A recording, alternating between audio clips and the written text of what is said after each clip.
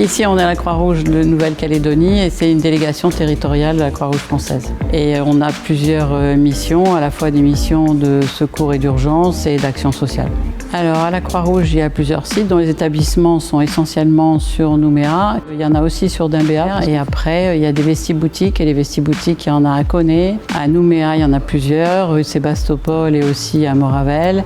Et il y en a une aussi à Païta et à Boulari aussi au Mont-d'Or. Donc à la Croix-Rouge, il y a à la fois des salariés, à peu près 70 salariés qui sont sur des établissements particuliers, résidences personnes âgées, crèches, centres d'accueil de jour Alzheimer. Et puis à côté de ça, il y a des bénévoles sur les actions urgence, secourisme et action sociale. Il y a à peu près 200 personnes qui sont bénévoles inscrits et on peut dire qu'il y a une quarantaine de personnes actives.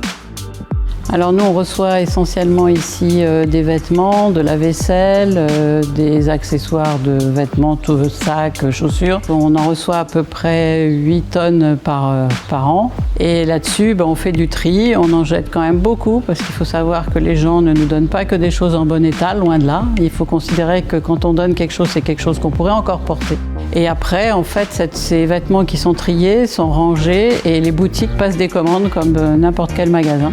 Donc elles passent des commandes ici, on prépare les commandes et on les livre en boutique. Et après, dans les boutiques, il y a deux publics. Il y a des personnes qui viennent avec des bons assistantes sociales et qui viennent se faire leurs courses dans la boutique, ou alors des gens qui viennent acheter. Donc en fait, depuis quelques années, il y a quand même des gens qui viennent acheter par souci environnemental. Donc comme on sait que maintenant la fabrication des vêtements consomme énormément d'énergie, d'eau et que c'est du gaspillage, donc on a quand même des gens qui viennent acheter par souci écologique, pour faire un geste environnemental. Donc cette année, on est vraiment contente que la semaine de réduction des déchets soit sur le textile. Et donc nous, on va s'inscrire là-dedans et il y a beaucoup de choses à développer par rapport à ce thème-là et surtout aux déchets du textile.